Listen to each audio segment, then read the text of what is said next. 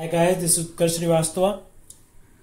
अभी तक हमने पिछले लेसन में एक रेक्टेंगल क्लास का इम्प्लीमेंटेशन देखा था और उसमें मेथड्स बना के उससे कुछ काम करवाया था। हमने उसमें दो ऑब्जेक्ट्स बनाए थे, उनमें उनके डेटा मेंबर्स में वैल्यूज सेट की थी और उनका प्रोडक्ट यानी कि एरिया डिस्प्ले कराया था। मगर आपको ये नहीं लगता कि जब ऑब्जेक्ट्स बनते हैं तो वो इनिशियलाइज तो होंगे ही, और ये काम अगर इतना बेसिक है और इतना मतलब कॉमन सेंस वाला है तो इसके लिए हमने मेथड क्यों बनाया और उसको एक्सप्लिसिटली कॉल क्यों किया। हमें R1 ऑब्जेक्ट बनाने के बाद R1 डॉट सेट डायमेंशन और R2 ऑब्जेक्ट बनाने के बाद R2 डॉट सेट डायमेंशन खुद कॉल करना पड़ा था। मगर ऐसा क्यों है? क्योंकि ये तो बहुत ही बेसिक काम है। हम बार बार मेथड्स क्यों बना रहे हैं इनिशियलाइज करने के लिए ऑब्जेक्ट्स को? उस चीज को सही करने के लिए जावा में कंस्ट्रक्टर्स का कॉन्सेप्ट इंट्रोड्यूस हुआ था और कंस्ट्रक्टर यही काम करते हैं। कंस्ट्रक्टर असल में है क्या? दे आर स्पेशल मेंबर और of each and every class in Java. अभी तक आपने जितनी भी क्लासेस बनाई हैं जावा में, प्रोग्राम्स में, उन सब में बिना आपके बनाए हुए भी कंस्ट्रक्टर्स थे। उनकी कैरेक्टरिस्टिक्स क्या है? उनका नाम क्लास के नाम जैसा ही होता है, वही नाम होता है। वो उनकी कोई रिटर्न टाइप नहीं होती, एक्सप्लिसिट रिटर्न टाइप नहीं होती, मतलब आप रिटर्न टाइप्स लिखते नहीं हैं कंस्ट्रक्टर बनाते समय, और वो इम्प्लिसिटली इन्वोक किए जाते हैं ऑब्जेक्ट क्रिएशन के टाइम पे। जैसा मैंने अभी बताया, R1 डॉट सेट डायमेंशन आपने एक्सप्लिसिटली कॉल किया था।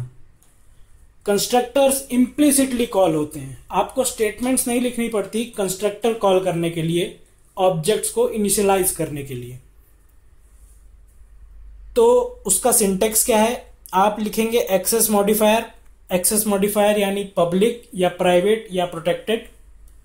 क्लास का नाम, ज्यादा कंस्ट्रक्टर एक तरह से मेथड ही है, तो आपने जब एक्सेस मॉडिफायर लिखा फिर उसके बाद रिटर्न टाइप लिखते हैं। रिटर्न टाइप एक्सप्लिसिट कुछ होता नहीं है तो आप वो पार्ट ब्लैंक छोड़ देंगे। उसके बाद आता है मेथड का नाम। मेथड का नाम है क्लास का नाम कंस्ट्रक्टर के केस में, तो आप यहां लिख देंगे क्लास का नाम। फिर ब्रैकेट में आपको कुछ भी आर्ग्यूमेंट्स पास करने हैं तो आप कर सकते हैं, नहीं करने हैं तो मत कीजिए। फिर उसके बाद जो भी स्टेटमेंट्स लिखनी है आप वो यहां पे लिख सकते हैं। तो पिछले केस में रेक्टेंगल क्लास में अगर आपको कोई कंस्ट्रक्टर बनाना होता सेट डायमेंशन की जगह पर, तो आप कैसे बनाते? आप लिखेंगे पब्लिक रेक्टेंगल है क्लास का नाम, दो वैल्यूज पास करेंगे जैसा हम सेट डायमेंशन में कर रहे थे, और यहां पर वही काम होगा जो सेट डायमेंशन में हो रहा था। मगर इस बार आपको वो स्टेटमेंट्स नहीं लिखनी पड़ेंगी जो आपने पिछली बार लिखी थी।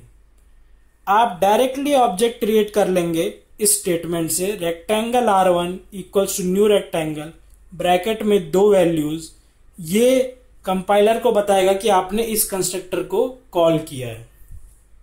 जिस तरह से मैंने आपको बताया कि मेथड कैसे कॉल होते हैं, उसी तरह से कंस्ट्रक्टर भी कॉल होते हैं और आर्ग्यूमेंट्स मैच किए जाते हैं। वैल 1 में आ जाएगी वैल्यू 5, वैल 2 में वैल्यू आ जाएगी 6। कंस्ट्रक्टर एक तरह से मेथड ही है, पर मेथड से कुछ अलग भी है। तो अब आपको R1 डॉट सेट डायमेंशन 5,6 लिखने की जरूरत नहीं पड़ेगी, ना ही सेट डायमेंशन बनाना पड़ेगा। आप इसी तरह से R2 भी बना सकते हैं और R2 डॉट सेट डायमेंशन नहीं लिखेंगे। अब JRE इसको एग्जीक्यूट कैसे करता है इस स्टेटमेंट को? इसमें एक्चुअली 3 पार्ट्स हैं। पहला पार्ट है आपने रेक्टेंगल R1 जो एक रेफरेंस वेरिएबल क्रिएट करता है R1। अभी तक आपने न्यू ऑपरेटर नहीं लगाया है तो R1 में ब्लैंक होगा, जैसा मैंने आपको पहले बताया था। फिर अगला पार्ट होगा R1 equals to new rectangle, जो एक मेमोरी ब्लॉक क्रिएट कर देगा और R1 में उसका रेफरेंस दे देगा। फिर उसको इनिशियलाइज करने का काम है। तो इनिशियलाइज कैसे होगा, R1 डॉट रेक्टेंगल कॉल होगा, R1 उस ऑब्जेक्ट का नाम, डॉट रेक्टेंगल से R1 का रेक्टेंगल मेथड कॉल होगा। रेक्टेंगल मेथड असल में कंस्ट्रक्टर ही है, मगर जेआरई उसको इस तरह से ही लिखेगा क्योंकि जेआरई मेथड्स को या कंस्ट्रक्टर्स को कॉल एक ही ढंग से करता है, object name dot method name या फिर class name dot method name. तो कॉल होगा R1 डॉट रेक्टेंगल 5,6। ये स्टेटमेंट इस तरह से एग्जीक्यूट होती है जब वो जेआरई एग्जीक्यूट करता है। अब देखते हैं कंस्ट्रक्टर का इस्तेमाल क्या है। जावा में अनइनिशियलाइज्ड ऑब्जेक्ट का कोई भी महत्व नहीं है। आप बिना कंस्ट्रक्टर कॉल किए ऑब्जेक्ट बना ही नहीं सकते हैं। आपने अभी तक जितने भी ऑब्जेक्ट्स बनाए होंगे कंस्ट्रक्टर कॉल जरूर हुआ होगा। जब भी न्यू ऑपरेटर लगेगा कंस्ट्रक्टर कॉल होगा और ऑब्जेक्ट क्रिएट होगा और ऑब्जेक्ट की जो भी डेटा मेंबर्स थे क्लास में वो इनिशियलाइज हो जाएंगे। पर आपने अभी तक तो कोई कंस्ट्रक्टर बनाया नहीं, तो आपके प्रोग्राम किस तरह से चल रहे थे? वो ऐसे समझ में आता है कि क्लास में अगर आपने कोई भी कंस्ट्रक्टर नहीं बनाया, जैसा हमने अभी तक नहीं बनाया था, तो जेआरई अपने आप एक कंस्ट्रक्टर प्रोवाइड कर देता है क्लास को, जो पब्लिक एक्सेस मॉडिफायर का होगा और कोई भी आर्ग्यूमेंट्स नहीं लेगा। तो अब आप समझ रहे होंगे कि जब आपने rectangle R1 equals to new rectangle लिखा था और ब्रैकेट में कोई भी आर्ग्यूमेंट्स नहीं दिए थे, तो आप असल में जेआरई को कह रहे थे कि जेआरई जी आपने जो कंस्ट्रक्टर बनाया है इस क्लास में, आप उस कंस्ट्रक्टर को कॉल कर दीजिए। मैंने अपनी तरफ से कोई कंस्ट्रक्टर प्रोवाइड नहीं किया है और जेआरई वही काम कर देगा। अगर आपने वो पिछली बार जो जो मैंने आपको अभी एग्जांपल बताया int val1 int val2 का कंस्ट्रक्टर जो मैंने पिछली स्लाइड में बनाया था, अगर आप वो बना देते हैं उसी क्लास में, उस प्रोग्राम में जो मैंने डिस्कस किया था लास्ट टाइम, तो जेआरई ये डिफॉल्ट कंस्ट्रक्टर आपको प्रोवाइड नहीं करेगा क्योंकि वो समझ गया है कि आपने एक कंस्ट्रक्टर खुद ही बना दिया है।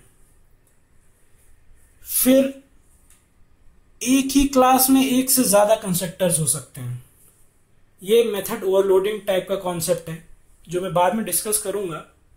मगर अगर आप बनाना चाहते हैं एक से ज्यादा टाइप के कंस्ट्रक्टर और ऑब्जेक्ट भी एक से ज्यादा तरीके से क्रिएट करना चाहते हैं, या तो 2 आर्ग्यूमेंट भेज के, या तो 1 आर्ग्यूमेंट भेज के, या तो 0 आर्ग्यूमेंट्स भेज के, या फिर कितने भी आर्ग्यूमेंट्स भेज के, तो आपको सबके लिए अलग अलग कंस्ट्रक्टर्स बनाने पड़ेंगे।